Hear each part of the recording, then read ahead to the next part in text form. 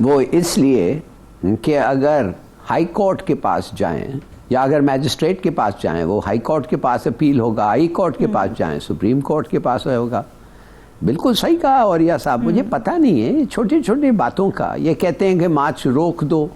भाई जस्टिस मिनन जो अब सुप्रीम कोर्ट में बैठे हुए हैं, उन्होंने कहा क्यों खामखा, क्यों? सबका हक होता है मार्च करने के लिए, right to march, right to be heard. और बिल्कुल सही है, इसका मतलब ये नहीं है कि आप सड़कों को बंद कर सकते हैं या ट्रैफिक को डिस्टर्ब कर सकते हैं बहुत, मगर सुप्रीम कोर्ट आके दखल नहीं देगा और नहीं रोकेगा, इसलिए उनका ये कानूनी हक है। मगर मैं तो समझता हूं कि सवाल एक्चुअली जो हमें पूछना चाहिए कि ये मार्च को हो क्या रहा है, ये किस किस्म का मार्च है, क्या है ये मार्च है? अच्छा। धरना है, जलसा है, क्या है? आपको क्या लगता है क्या है? के तौर पे ये तो इमरान खान के जो जख्म है वो तो अब लगता है कि आसानी से तो वो नहीं हील करेंगे। 2 महीने का उनको कहा है रेस्ट करें। अरे भाई अगर 2 महीने का ये रेस्ट करेंगे तो कब आके कौन सा जलसा ये ज्वाइन करेंगे, कब ज्वाइन करेंगे? और अगर 4 और 6 हफ्ते के दरमियान नहीं आके ज्वाइन कर सकते हैं तो फिर ये जलसे का मतलब क्या है? बेहतर नहीं है कि डिसबैंड करें कुछ देर के लिए? मैं जानना चाहता हूं कि एक ही बात है ना जो तय होना है, और वो है इलेक्शंस कब होंगे। इसलिए दूसरे जो बातें हैं वो मिरेक्युलसली तय हो गए हैं या तय होने की उनका कोई डिमांड नहीं है। मिसाल के तौर पे कौन बनेगा आर्मी चीफ? अब इमरान खान साहब ने कहा है मेरा अभी कुछ दिलचस्पी नहीं है, किसकी मर्जी है बना दे। अलवी साहब ने कहा है मैं तो समरी बना के जो समरी में आएगा मेरे पास उसका अकॉर्डिंग टू द कॉन्स्टिट्यूशन मैं नाम मान जाऊंगा। तो यार अगर आर्मी चीफ की कंट्रोवर्सी सेटल हो गई है तो अब क्या रह गया है? अब रह गया है, मेरा मतलब है अब तो सिर्फ एक चीज की कंट्रोवर्सी है, वो है नया इलेक्शन। मगर नया इलेक्शन, उसके पहले नया चीफ, नया सेटअप, नया एस्टैब्लिशमेंट की टीम, फिर नया इलेक्शन। भाई ये जो है ये उसी वक्त डिसाइड होगा ना जब नया इलेक्शन का डेट फिक्स होगा और नई टीम आएगी। मैं नहीं समझ सकता इस वक्त क्या हो रहा है। इस वक्त अगर वो नया चीफ का भी अपॉइंटमेंट खत्म हो गया है, how is going to be made, वो अग्री हो गया है सो टू स्पीक, तो अब रह क्या गया है इस एक्सेप्ट के भाई इलेक्शन डेट फिक्स करो और नया टीम आओ और ये नए टीम के साथ पॉलिटिकल पार्टीज इंगेज करके आगे बढ़े।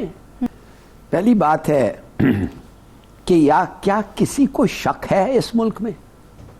किसी को एक मिनट के लिए शक है? क्या एक बाहर का आदमी आके हमें बताना चाहिए था कि ये एक फॉरेन स्पॉन्सर्ड कंस्पिरेसी है, ये एक इंटरनेशनल कंस्पिरेसी है जो कीनिया में इंप्लीमेंट हुई थी लोकल पुलिस के तहत? ये क्यों? वाई? आप समझ नहीं सकते हैं कि क्या हो रहा है इस मुल्क में? आपको नहीं मालूम है डिस्टेबलाइजेशन पाकिस्तान की जरूरत है? अगर आप पाकिस्तान को खत्म करके तकसीम करके डिसइंटीग्रेट करना चाहते हैं तो कैसे शुरू करेंगे? एक लोग कहते हैं ये this is a trigger point. पहला ट्रिगर अरशद का मर्डर, दूसरा इमरान खान का अटेम्प्टेड असैसिनेशन, और उसके बाद और होंगे। वो खुद कह रहा है और होंगे।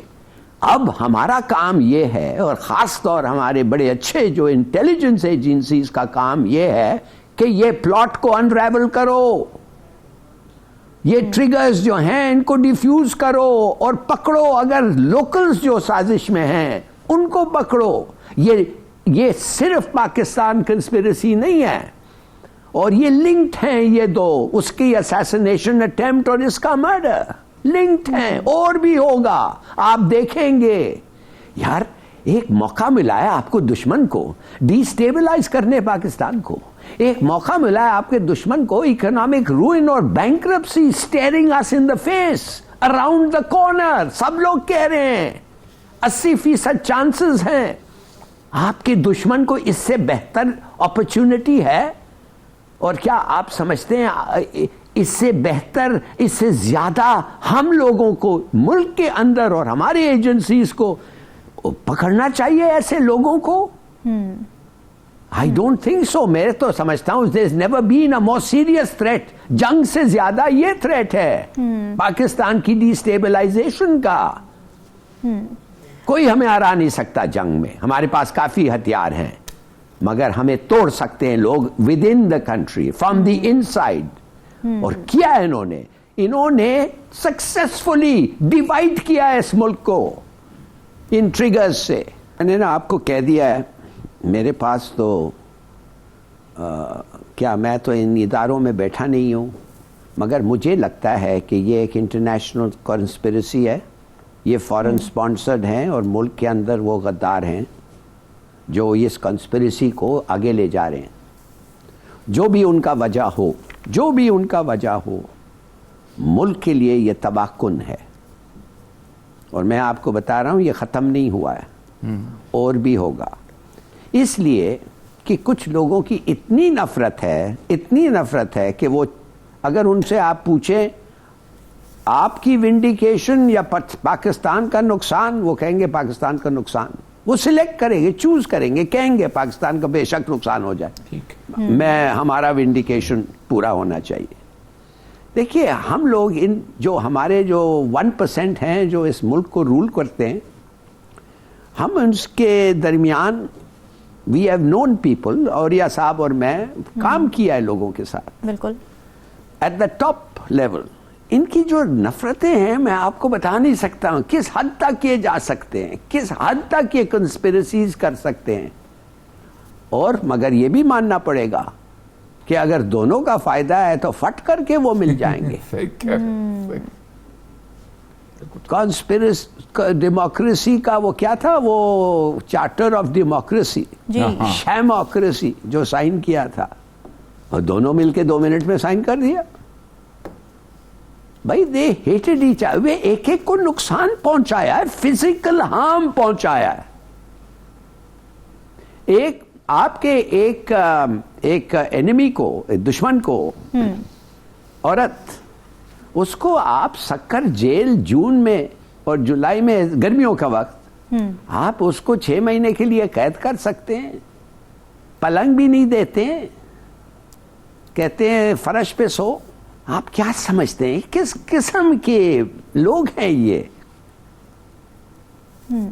और हम तो पड़े हुए हैं, इनके हाथों में 30 साल से फंसे हुए हैं, और फिर भी हम नहीं समझते कि इस किस्म का चीज हो सकता है। मैं कहता हूं बिल्कुल इन्वॉल्व हो सकता है लोकल्स का, मगर ये पूरा जो स्पॉन्सरशिप आया है इसका, इंटरनेशनली जो ये चल रहा है, जिस तरीके से ये चल रहा है, आई एम श्योर कि ये एक बैरूनी मुल्क का भी हाथ जरूर होगा इसमें।